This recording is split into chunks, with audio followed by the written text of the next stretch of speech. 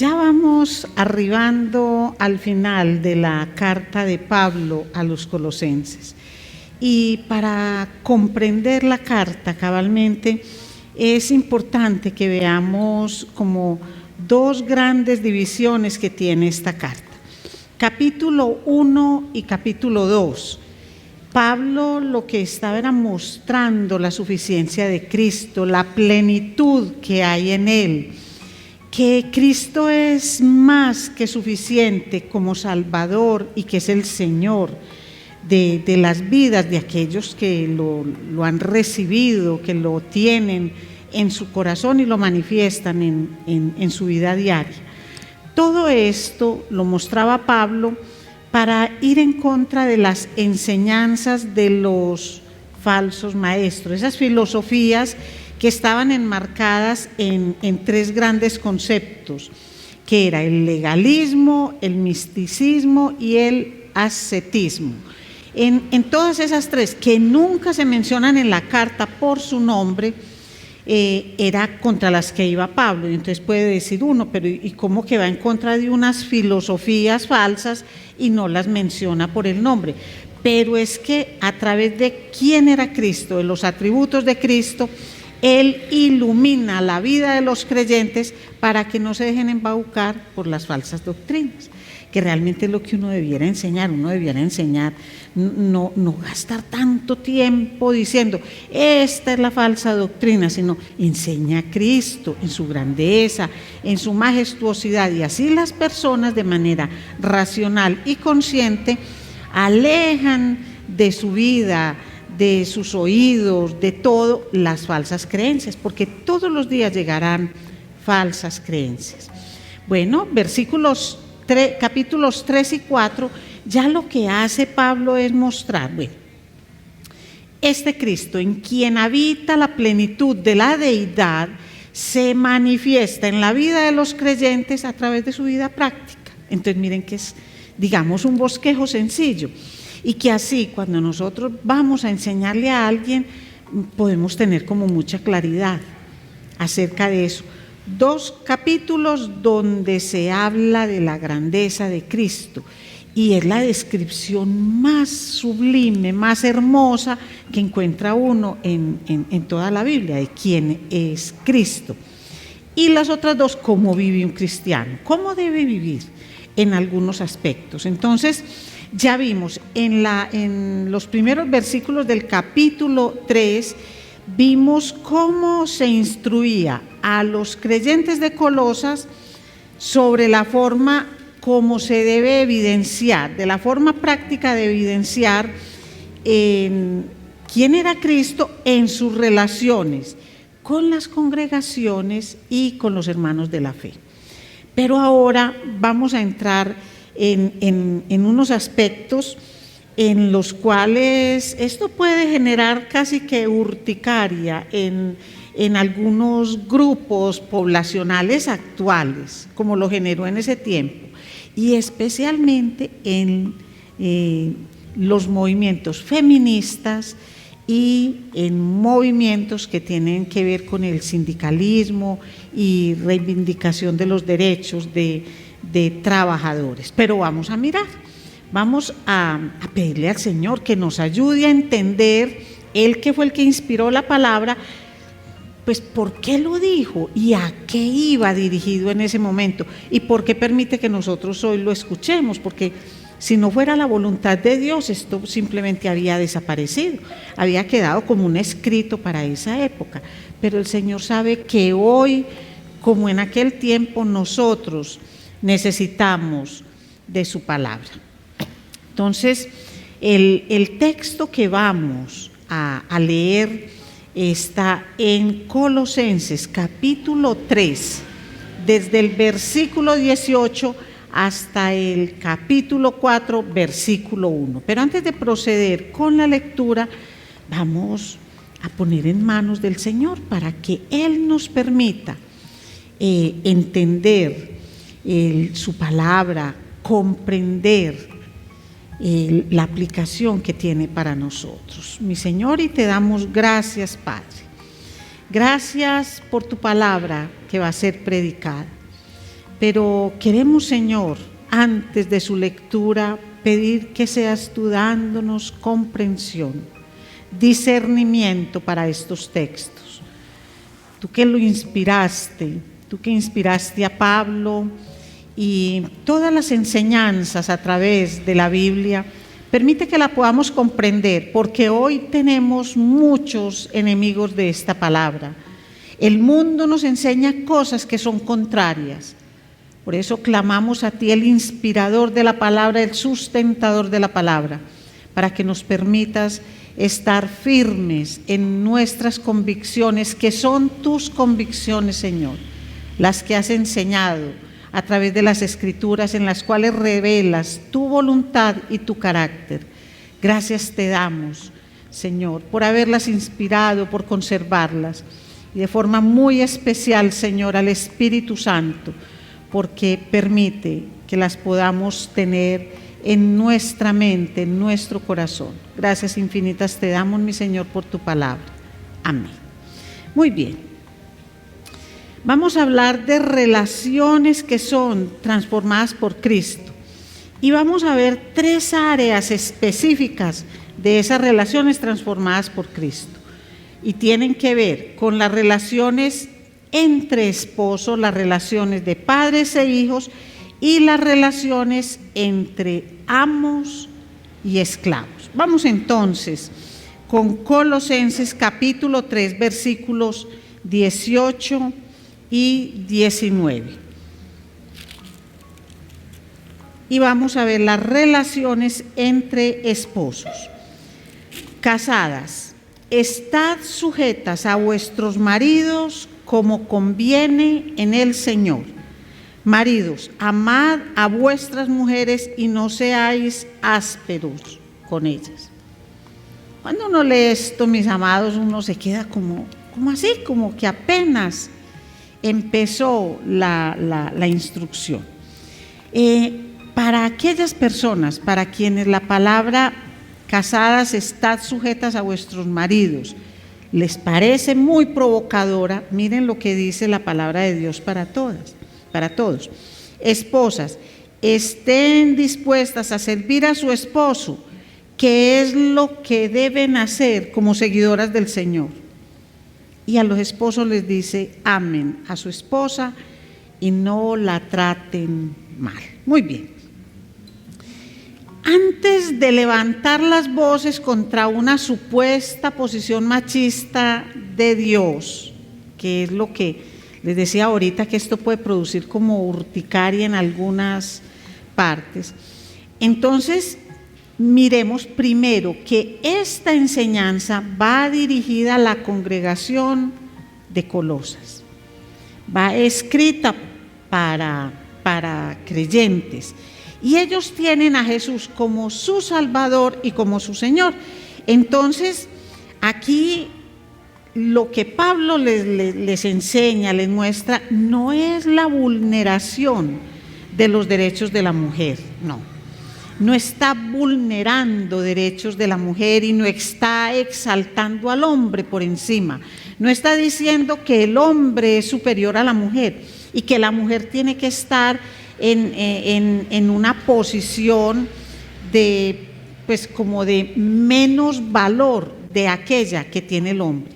Por eso hago esta introducción, porque es que cuando se habla de la sujeción por parte de la mujer, o en esta otra versión, de estar dispuestas a servir a su esposo, que es lo que deben hacer como seguidoras del Señor, entonces eso suena como a una imposición, como, pero a ver, Pablo, ¿pero de qué estás hablando?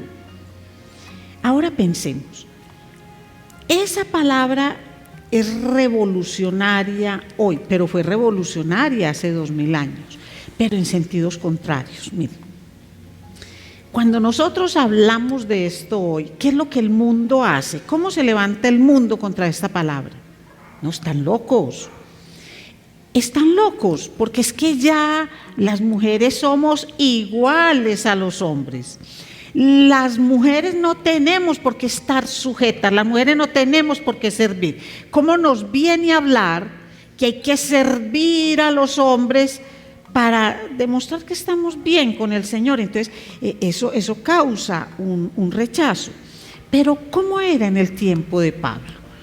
Cuando él hablaba que las mujeres estén sujetas, pero enseguida habla de lo que debía hacer el esposo, eso se iba en contra. Decían, pero ¿cómo así? ¿Cómo le vas a dar semejante manejo a las mujeres cuando en ese momento habían sobre todo 3 grupos poblacionales que podríamos decir que eran carentes de derechos: las mujeres, los niños y los esclavos? Y es ahí donde el Señor, a través de Pablo, levanta la voz. Pero vamos a mirar Efesios 5, del 21 al 33, y yo voy a hacer la lectura de esos versículos, porque aquí Pablo en Colosenses no está hablando pues tanto como para que esto se configure como una carta de consejería matrimonial, pero sí es muy importante que nosotros entendamos que tanto esposos como esposas tienen deberes y tienen derechos, y eso lo comprendemos si tenemos una comprensión amplia de lo que es el propósito del matrimonio, porque si no nos quedamos como en 2, digamos, mandatos, podrían decir unos, recomendaciones, podrían decir otros, aunque son más bien manifestaciones de Cristo como Señor en la vida de las personas que ya saben que son salvas. Entonces, Efesios 5, del 21 al 33, dice así la palabra del Señor: someteos unos a otros en el temor de Dios. Mire cómo empieza de hermoso con lo que es el propósito mismo del matrimonio. Las casadas estén sujetas a sus propios maridos como al Señor, porque el marido es cabeza de la mujer, así como Cristo es cabeza de la iglesia, la cual es su cuerpo, y Él es su Salvador. Así que como la iglesia está sujeta a Cristo, así también las casadas lo estén a sus maridos en todo. Maridos, amad a vuestras mujeres así como Cristo amó a la iglesia y se entregó a sí mismo por ella para santificarla, habiéndola purificado en el lavamiento del agua por la palabra, a fin de presentársela a sí mismo una iglesia gloriosa, que no tuviese mancha ni arruga ni cosa semejante, sino que fuese santa y sin mancha. Así también los maridos deben amar a sus mujeres como a sus mismos cuerpos. El que ama a su mujer, a sí mismo se ama, porque nadie aborreció jamás a su propia carne, sino que la sustenta y la cuida, como también Cristo a la iglesia, porque somos miembros de su cuerpo, de su carne y de sus huesos. Por esto dejará el hombre a su padre y a su madre, y se unirá a su mujer, y los dos serán una sola carne. Grande es este misterio, mas yo digo esto respecto de Cristo y de la iglesia. Por lo demás, cada uno de vosotros ame también a su mujer como a sí mismo, y la mujer respete a su marido. Entonces, mire, aquí nosotros no debemos hablar de la sujeción como una esclavitud, como estar subyugadas. No. Aquí cuando habla de estar sujetas, está haciendo en el griego, esa palabra hace como referencia a lo que es una sujeción en el ámbito militar. Hace parte de lo que es ese vocabulario. Y lo que quiere decir es que se debe poner en orden según el rango. Eso es lo que está haciendo. Es decir, de la misma manera que en toda la sociedad hay cadenas de mando, hay rangos, para que no vivamos en un caos, de la misma forma se debe hacer en el hogar. Es que donde todo mundo manda, donde todo mundo dirige, no se genera sino caos, no hay un orden. Y eso es lo que el Señor pide. Entonces, Él no está pidiendo que la cabeza del hogar sea un dictador, sino que sea un líder amoroso. Cuando nosotros leemos todo esto en Efesios y vemos esa comparación de la iglesia, de Cristo como cabeza y todo esto con el matrimonio, eso es una ilustración de lo que hace Cristo como cabeza de la iglesia. Es la ilustración a través del matrimonio, donde están dos, pero son dos que deben estar unidos, que deben tener un consenso, pero que hay uno que lleva el liderazgo y que tiene la autoridad y la responsabilidad. Y miren qué forma tan linda lo dice: así como Cristo es responsable de la iglesia y la ama a pesar de tantas cosas, Cristo la sigue amando. Entonces, esa es la responsabilidad que tiene el hombre con su esposa. ¿Y cómo es el amor que vemos en todo esto? Es un amor abnegado y servicial, exactamente como el amor abnegado y servicial de Cristo hacia su iglesia. Así debe ser el amor del esposo hacia la esposa. Entonces, díganme, ¿qué es lo que pide el Señor de las mujeres? ¿En qué aspecto está el servir al esposo como Dios manda para agradar a Dios, o el estar sujetas al esposo como Dios manda para agradarlo a Él, para agradar al Señor, no para agradar al esposo, sino al Señor? ¿Dónde radica el conflicto? En que en nosotros, los seres, hablo de todos los seres humanos, no hay la humildad que Cristo nos ha mostrado. Es decir, la mujer se resiste a sujetarse, pero lo que se ha visto es que en el hombre hay ese deseo de enseñorearse de formas que pueden denigrar a la misma mujer, y eso no es lo que pide la palabra del Señor. Lo que pasa es que cuando se hace una lectura súper rápida de esto, entonces inmediatamente se dice: eso es una discriminación, esto es machismo puro. No, pero es que el Señor tampoco está de acuerdo con esas manifestaciones de feminismo como las que se están dando actualmente. Porque una cosa es que socialmente la mujer tenga derecho al voto, al estudio, a un empleo, a que se le trate en igualdad de dignidad con el hombre. Claro que sí, y el Señor no va en contra de eso. De hecho, cuando Él dice es que en Cristo ya no hay ni hombre ni mujer, ni griego ni judío, ya no, todas esas barreras han sido derrumbadas.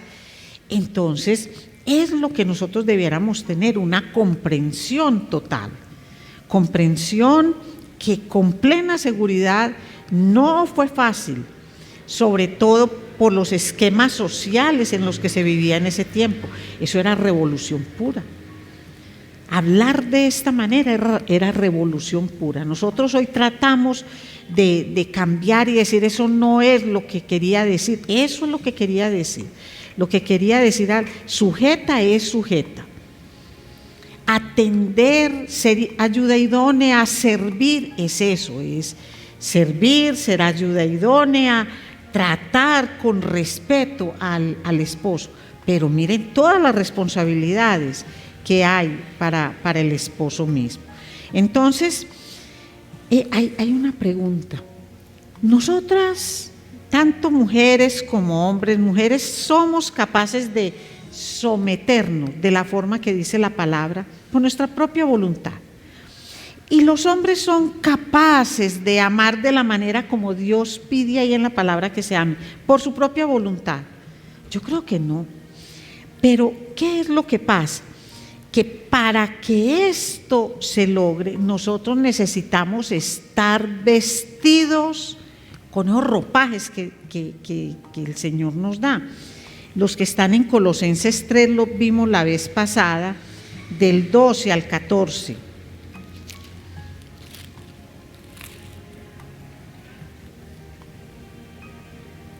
Vestíos pues como escogidos de Dios, santos y amados, de entrañable misericordia, de benignidad, de humildad, de mansedumbre, de paciencia, soportándoos unos a otros y perdonándoos unos a otros, si alguno tuviere queja contra otro. De la manera que Cristo os perdonó, así también hacedlo vosotros. Y sobre todas estas cosas, vestíos de amor, que es el vínculo perfecto. Ahora les pregunto, ¿qué es lo que pasa realmente? Y esta pregunta es para creyentes. ¿Por qué un creyente salvo, por qué se separa? Porque se ha quitado esa vestidura, porque lo ha hecho en sus fuerzas. Mire, misericordia, benignidad, humildad, mansedumbre, paciencia, soportándose los unos a los otros y perdonándose. Mire, la mayor ilustración que hay en nuestra vida cotidiana de la relación entre Cristo y la iglesia es el matrimonio. Aquí lo comprobamos una y otra vez en la palabra. La iglesia le hace atentados al Señor, le tiene infidelidades, digamos, le hace afrentas. ¿Y qué es lo que hace Cristo? Responde con paciencia, con humildad, con benignidad, perdonando.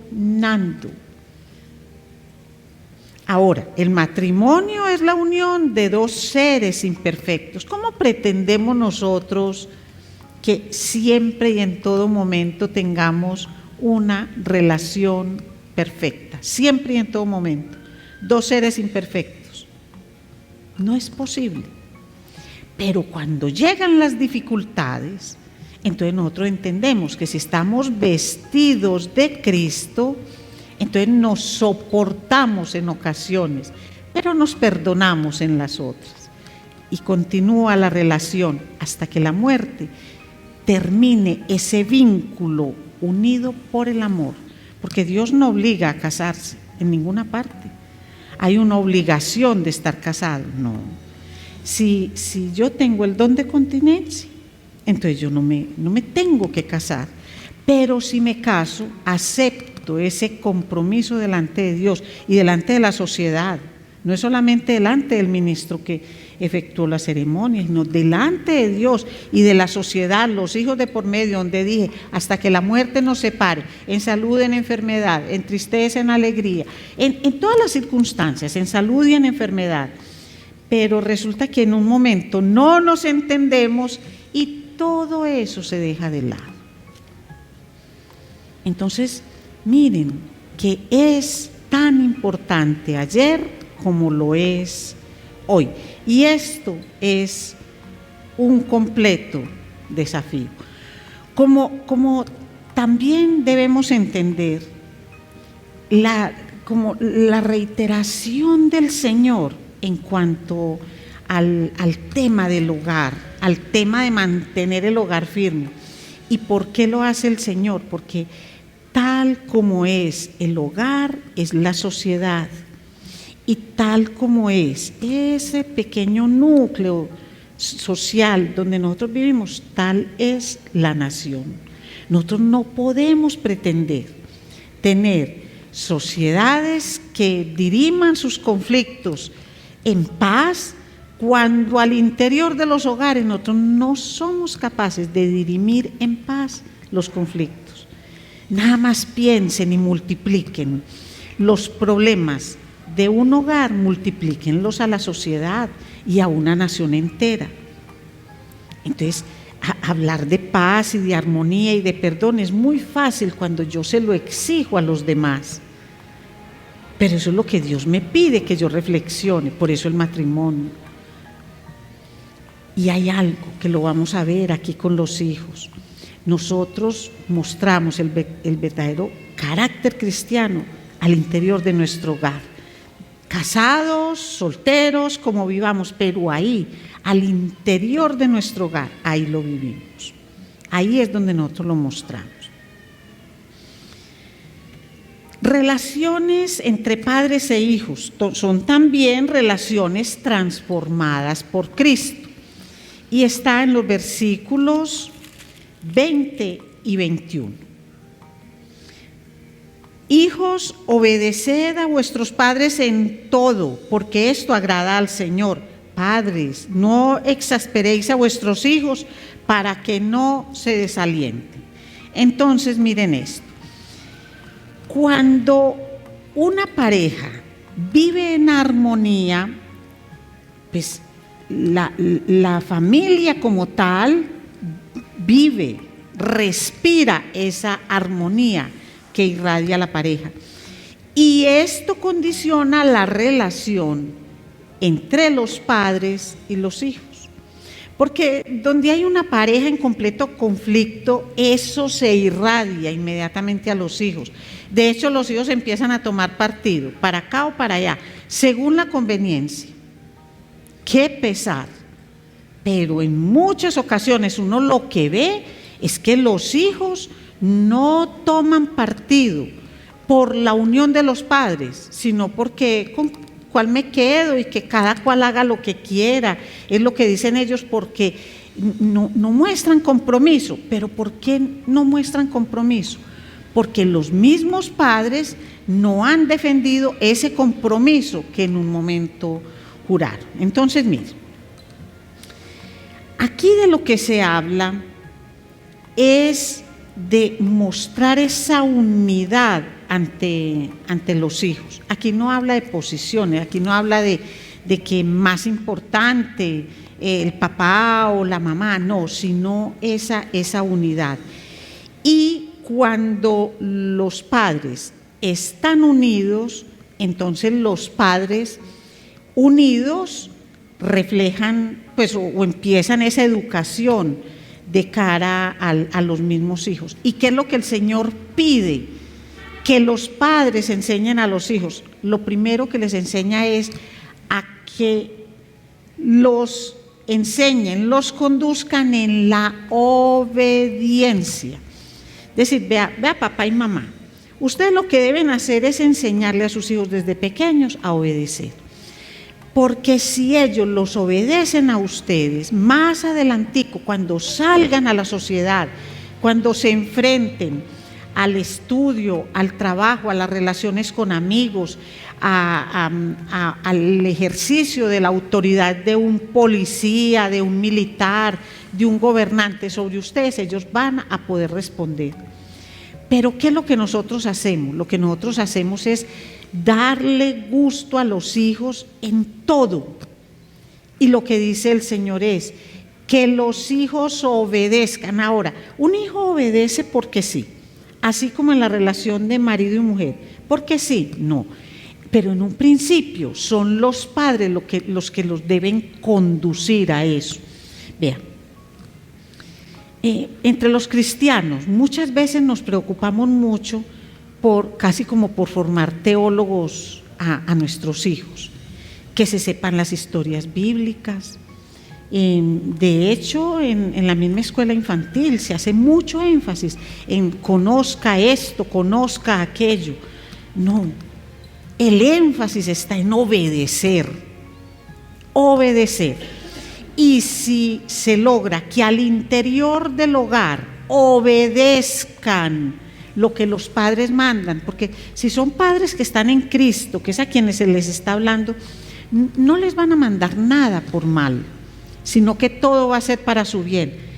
Serán jóvenes que obedezcan social y religiosamente.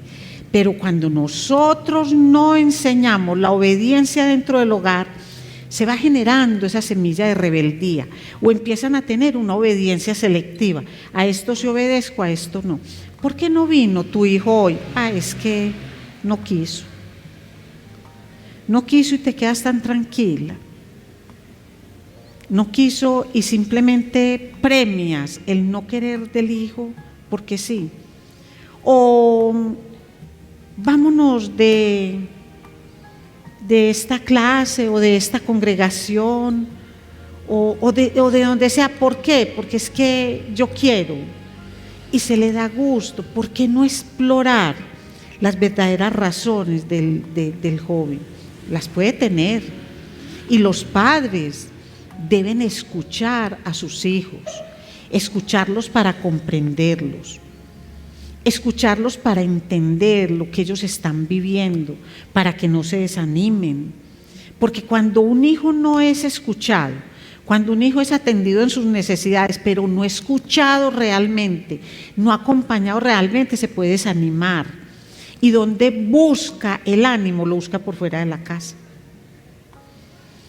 Un hijo desanimado porque sus padres lo exasperan por una u otra circunstancia, ¿qué es lo que hace? Busca el ánimo en diferentes cosas, pero también es presa fácil del demonio para satisfacer aquello que el joven o niño cree que necesita.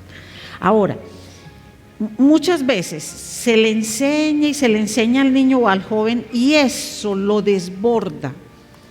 Entonces tampoco se trata de, entonces no te vuelvo a hablar de Dios para que no te desesperes. Entonces no te vuelvo a cosas que son indispensables para Él, necesarias para Él, porque lo estamos dejando en una libertad que no es capaz de manejar. Mientras nosotros tengamos injerencia sobre los hijos, hay que educarlos en la palabra del Señor. Ese es el llamado que nosotros tenemos, y no dejarlos libres a su voluntad, ni hacer las cosas simplemente como ellos quieren, sabiendo que es para mal de ellos. Cuando ya están grandes, es decir, siempre, en todo momento hay que escucharlos y dialogar, pero hay momentos en que los padres lo que nos queda es darles un testimonio fiel de lo que Dios pide para nosotros y orar por ellos, porque no los podemos obligar a muchas cosas, pero mientras estén bajo nuestro techo, mientras dependan de nosotros, entonces nosotros debemos mostrar lo que es esa autoridad delegada de Dios y enseñarlos a obedecer. Entonces, nosotros, ¿por qué debemos ser tan insistentes en la obediencia? Porque es que la rebeldía que hay en la sociedad, la rebeldía, la desobediencia que nosotros vemos en la sociedad, no es nada más ni nada menos que el reflejo de la rebeldía al interior de nuestros hogares. Eso se traduce, eso se multiplica. Lo que pasa de puertas para adentro en nuestras casas sale multiplicado al exterior. Entonces nosotros a veces decimos, no, es que los jóvenes de hoy son muy rebeldes. ¿Quiénes son los jóvenes de hoy? Son nuestros hijos. Y la rebeldía nace de la falta de control, del desinterés de los mismos padres para llevar a esos hijos a obedecer.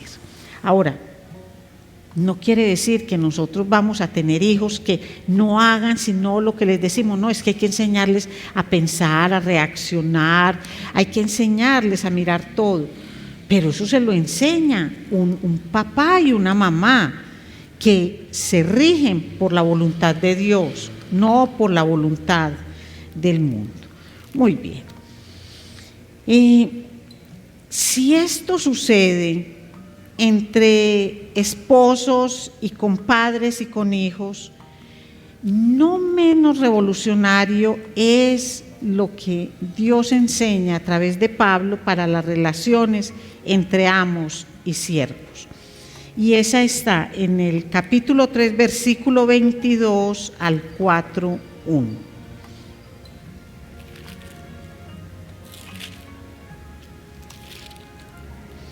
Siervos, obedeced en todo a vuestros amos terrenales, no sirviendo al ojo como los que quieren agradar a los hombres, sino con corazón sincero, temiendo a Dios. Y todo lo que hagáis, hacedlo de corazón como para el Señor y no para los hombres, sabiendo que del Señor recibiréis la recompensa de la herencia, porque a Cristo el Señor servís. Mas el que hace injusticia recibirá la injusticia que hiciere, porque no hay acepción de personas. Amos, haced lo que es justo y recto con vuestros siervos, sabiendo que también vosotros tenéis un amo en los cielos. Entonces, miren, cuando nosotros leemos esto en este momento, decimos, no, pero ¿cuál siervo y cuál amo? Si ya no hay esclavitud, no hay nada. Bueno, esclavitud sigue existiendo, con otras connotaciones. Pero pensemos inicialmente cómo fue recibido este evangelio en el contexto de Pablo. Pues para los romanos, por ejemplo, un esclavo no tenía ningún derecho, absolutamente ninguno. Eran tratados como cosas. Pero también es cierto que aquí Pablo no está diciendo vamos a abolir la esclavitud y acabemos con la esclavitud y vamos a formar como una revolución. No, miremos que la revolución del evangelio se hace en paz. ¿Y cómo se hace? Respetando, amando, sirviendo, que los esclavos sigan en esa condición de esclavos, pero cambien la actitud, porque todo lo que hacen no lo hacen para amos terrenales, sino que lo hacen para el Señor. Y no lo hagan de manera que se vayan a vengar, porque quien comete una injusticia recibe en sí mismo el pago de esa injusticia. Y dice, y es que no hay acepción de personas. Es decir, eso va tanto para los amos como para los siervos. Entonces, aquí está Pablo sugiriendo que sean unos estoicos y que simplemente los esclavos digan, como yo soy esclavo, yo ni pienso que soy esclavo, no me interesa que soy un esclavo, y viven así de esa manera. No. Mire que lo que está haciendo no es solamente como dándoles una pildorita y diciéndoles permanezcan ahí, no hagan nada, que después cuando ustedes lleguen al cielo van a tener la herencia de Cristo. No, es que es bien distinta esa manera de pensar, que la piensan muchos hoy, que dicen que Pablo lo único que hacía era defender la esclavitud, hacer que la gente siguiera de la misma manera. Muchos inclusive llegaron a decir, no, es que la religión es el opio de la humanidad, lo único que hace es enajenarlos y ponerlos a pensar en un mundo donde sí van a tener justicia, cuando aquí no la tienen. Vea, todo más distinto a esas propuestas. Es decir, mire, cuando un esclavo recibe a Cristo como su Salvador y Señor, miren lo que está pasando. Recibe el evangelio con un significado supremamente especial, porque ese esclavo sabe que es uno con Cristo, es decir, se enriquece con las riquezas de Cristo, se hace libre con la libertad de Cristo. Es decir, cuando él, siendo esclavo y siguiendo en esa vida de esclavo, recibe a Cristo, él se llena de esperanza. Es decir, él sabe que, como lo dice Pablo ahí mismo en el capítulo 3, versículo 4, dice, cuando Cristo vuestra vida se manifieste, entonces vosotros también seréis manifestados con Cristo en gloria. Es decir, esta forma de comprender el evangelio le da un nuevo significado a esa dura vida de esclavo y va transformando todo lo que es su actitud. Así que aún en medio de la esclavitud, de esa condición, descubre que tiene un verdadero amo. ¿Y quién es ese amo? Es Cristo. Pero también, ¿qué le dice? a los amos. Les dice, traten con justicia a sus esclavos, a sus siervos, trátenlos con justicia. No está pidiendo que les dé limosna ni nada de eso. Trátenlos con justicia, porque sobre ustedes también hay un amo. ¿Qué es lo que está haciendo? En resumen, lo que está poniendo al esclavo y al amo es al mismo nivel. Por eso es que dice que en Cristo no hay acepción de personas, lo está poniendo al mismo nivel. Entonces, cuando uno entiende el Evangelio entra con ese poder transformador. Miren, en todas las partes de la palabra dice que respetemos a los gobernantes, no por buenos, sino porque están en eminencia sobre nosotros, que el esclavo respete al amo. Uno ve eso cuando Pablo le escribió a Filemón, que le dijo, ahí te devuelvo a Onésimo, que ya recibió a Cristo. Él en la prisión se convirtió al Señor y le dice a Onésimo, vuelva a sus cadenas. Usted que se le voló a su amo, vuelva a sus cadenas, y usted, amo, recíbalo. Entonces uno dice, bueno, entonces es volver a la misma situación de esclavitud. Están propiciando la esclavitud, no. Si bien el Evangelio no decía, porque en ningún momento dice tomen las armas, luchen por eso, es en la medida en que el Evangelio va llegando a las personas, a los hogares, a la sociedad y a las naciones que se va dando la transformación. Es decir, es una revolución con palabras de paz. Pero se puede ver que a todas las zonas donde llegó el Evangelio fue entrando esa semilla y después se dio la liberación de los esclavos. ¿Que hubo sangre? ¿Que cogieron las armas? Sí, claro que sí. Pero es por el poder transformador de la palabra que fue haciendo que las personas reaccionaran de manera diferente. Entonces, aquí no podemos decir ni que Pablo es un machista, ni podemos decir que Pablo es un esclavista. Que Pablo no tiene en cuenta las decisiones de los hijos, porque los hijos tienen que ser unos sometidos que no tienen ninguna capacidad de razonamiento, no. Lo que dice es que en todas las relaciones conservemos ese sometimiento de los unos a los otros en amor, que nos escuchemos, que nos perdonemos, que nos soportemos y que juntos vamos creciendo, juntos y en armonía vamos creciendo. Eso es lo que está pidiendo en todo esto. Entonces, cuando ustedes escuchen que el Evangelio es atacado por una de estas circunstancias, ustedes ya saben qué es lo que el Señor pide a través de esto. Recordemos que Él no llega en el vacío de nuestra sociedad y de nuestras normas.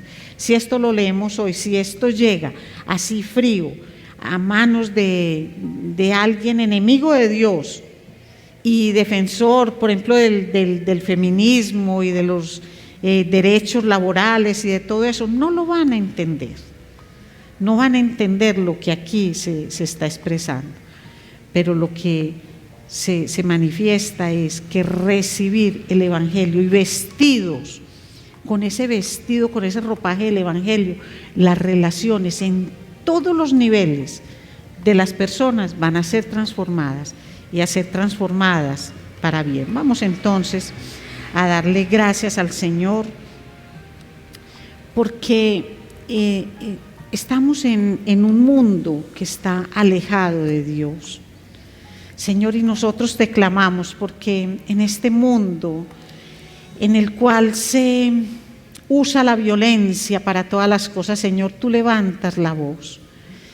Y el sustento de todo esto que tú pides, Señor, es el amor, un amor sacrificial, así como el amor que has mostrado por esta humanidad pecadora, Señor.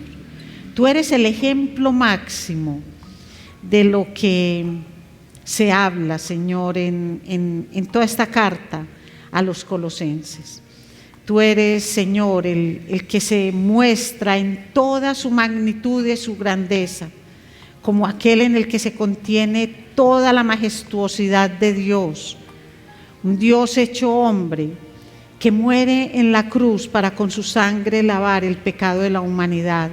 Una humanidad que lo desprecia, una humanidad que no lo comprende, pero que cuando el mensaje salvador, el mensaje del Evangelio llega a los corazones, transforma todas las relaciones. Permite que podamos comprender esto, que tener a Cristo en el corazón y entender y recibir su Evangelio no es solo recibir salvación para cuando lleguemos al cielo, sino recibir el señorío de Cristo para vivir en medio de las injusticias, de las divisiones, de los malos entendidos, de los pleitos, de las iras que se generan entre los hombres. Ayúdanos, Señor, a predicar la pureza de tu Evangelio en medio de todos los contextos, para que entendamos que en el Evangelio mismo, que es Dios, está el poder transformador para todas las relaciones de los seres humanos. Gracias te damos, Señor, por tu mensaje. Lo hacemos con todo nuestro amor, en el nombre poderoso de Cristo Jesús, dando gracias por el Espíritu Santo, que es el consolidador de esta obra. Gracias, mi Señor. Amén.